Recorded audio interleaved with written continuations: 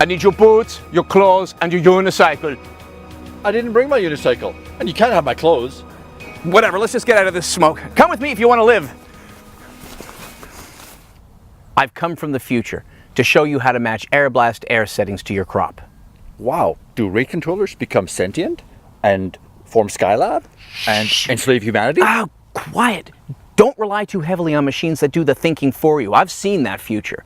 No, I'm here because of all the spray drift and all the wasted spray and all the noise from Airblast sprayers that blow too hard. I thought the more air, the better. Actually, Tom, that's a myth. Airblast sprayers were originally intended for large targets, like standard apple trees from the 50s. With the exception of cherry orchards, tree nut, and some citrus, most of today's Airblast targets are smaller, less dense, and closer to the sprayer. Like grapes, berries, or this semi-dwarf apple orchard?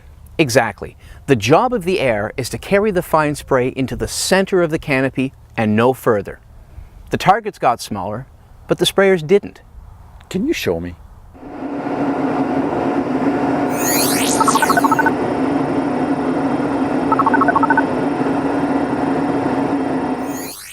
Well, that was obviously too much. We need a test to see if we're using the right amount of air.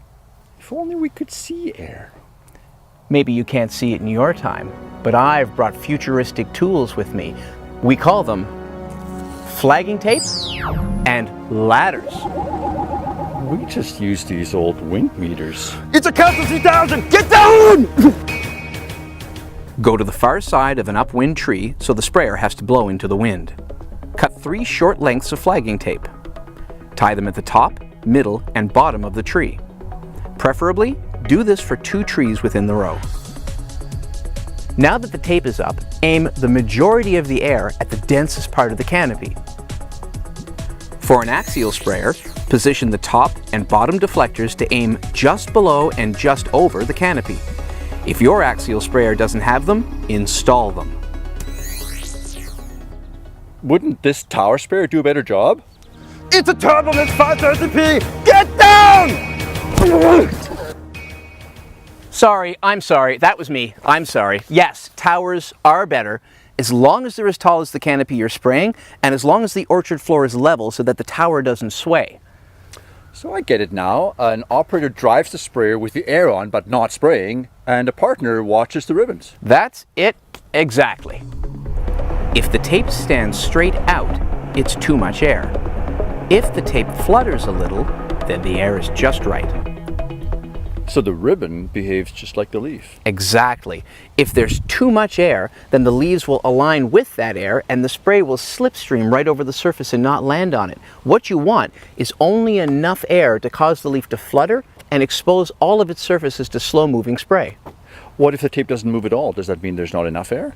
That's possible. In a really large canopy, maybe the air only gets halfway through and doesn't come out. Or, in the case of something like grape with big floppy leaves, too much air can cause the leaves to clap together and shingle, and that protects half their surface from the spray. It may even cause the air to shoot over the top or underneath. What do you do if there's too much air? You drop to a lower fan gear, reduce your PTO speed by gearing up and throttling down, or drive faster. And if we don't have enough air, we do the opposite. Right, and if that doesn't work, maybe it's just too windy, or maybe the crop is so dense that it needs a good pruning, or maybe you need a tower or a larger sprayer. So that would reduce drift, reduce noise, and improve overall coverage. Exactly. That's great information. We should upload this to our website. No! Sprayers101.com. It's the cloud! Get down!